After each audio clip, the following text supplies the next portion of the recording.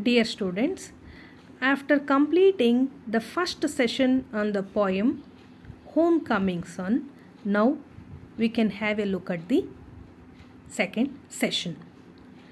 And here I would like to explain the poem through the text. Look where you walk, unholy stranger. This is the land of the eighth harmony in the rainbow black. Students, you just remember the things which I have already told you in the first session, where how the poet has a different feeling for the persons who leaves their homeland and stay in a foreign land.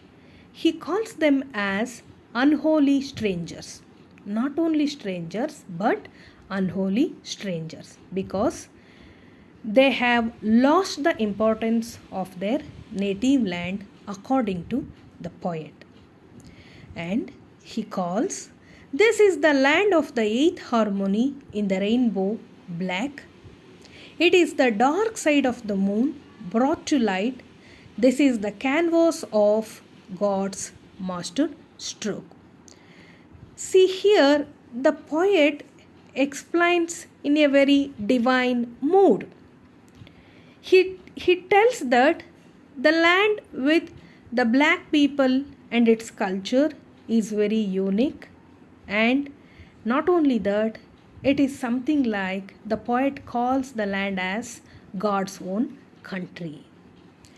And if we move on to the second stanza, the poet tells that out of your foreign outfit, unholy stranger, feel part of the great work of art.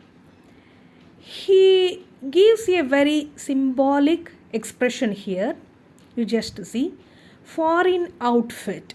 It means the person is not only wearing a foreign costume, but he is also having foreign emotions in him.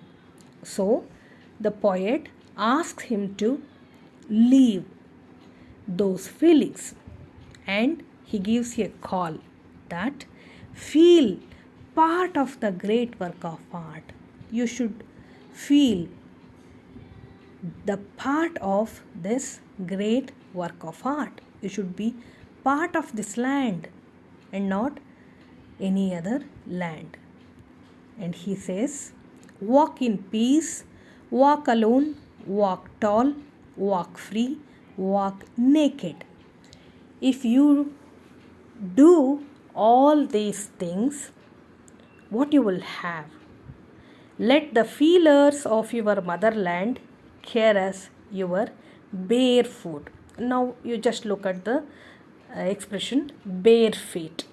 Okay, so bare feet, it symbolizes the nature or the naturality of that land.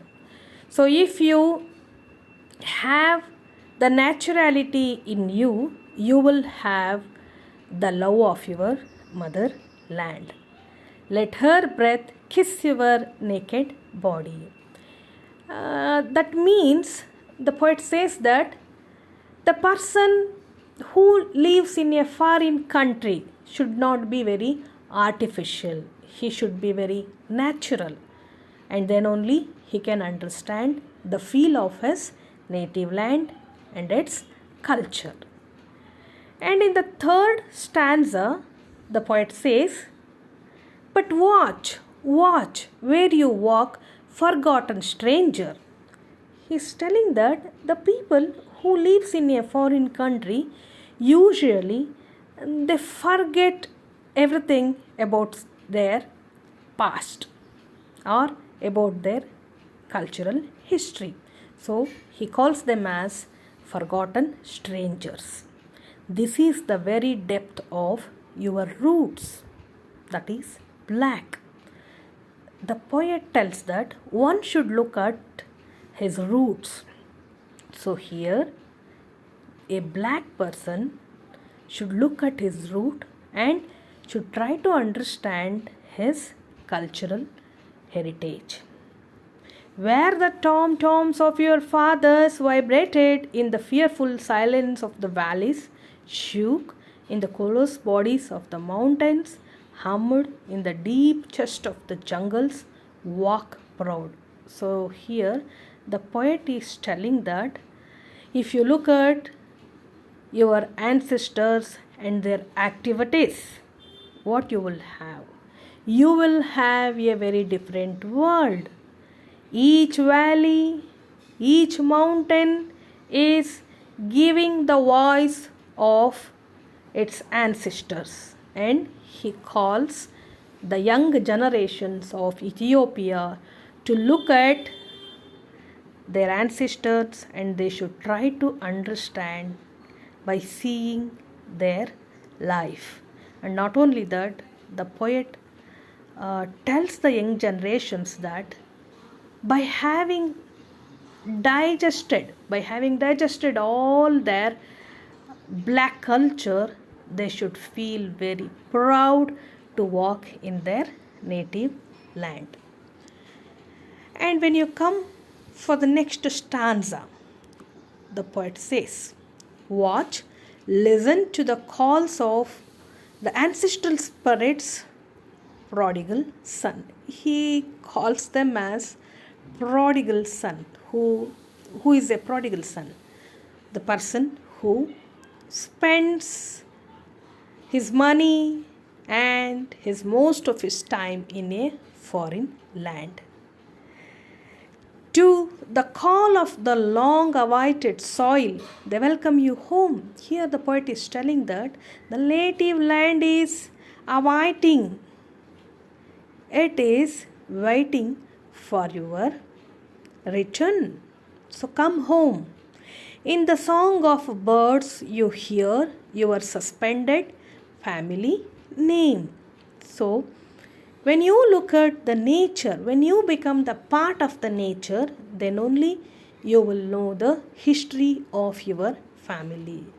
For every person, according to the poet, the history of one's own family becomes very important. The winds whisper the golden names of your tribal warriors. Here you should see that the Ethiopians were tribal warriors and they had a different lifestyle.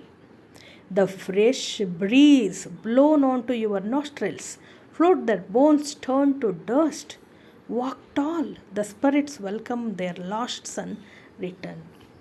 See, the younger generations who should come back to their native land here, the land, the ancestral spirits and the family members are awaiting for the return of their lost son, because nobody wants to lease their own son.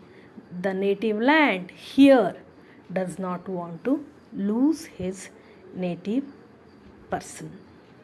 Watch, and out of your foreign outfit, brother, feel part of the work of art. Again, the poet is giving a call for becoming a part and parcel of this black culture. Walk in laughter, walk in rhythm, walk tall, walk free, walk naked. If you do all such things, what will happen? You will have a very different feeling. Let the roots of your motherland caress your body. Let the naked skin absorb. You just look at the word called absorb. Your body should absorb the feeling, the culture of the black land. Let the naked skin absorb the home sun and shine ebony. One should shine, one should live in their own native land, and one should not forget its glorious past. So that is the intention of the poet in this poem. So after reading this poem, now You just look at some of the very important points to elucidate. The point number 1 is the poet calls back the son to his homeland. Here it is nothing but Ethiopia. In the next point, he addresses the black as a eighth harmony in the rainbow. The third point, land is the canvas of God's master stroke. He asks unholy stranger to feel the essence, spirit, aspects of nature in the home. And in the next point, the poet asks him to feel the part of the work of art. He appreciates the black identity and cultural uniqueness of their land. Students, by looking at these points, you just try to understand this poem by having a look at your text. Thank you.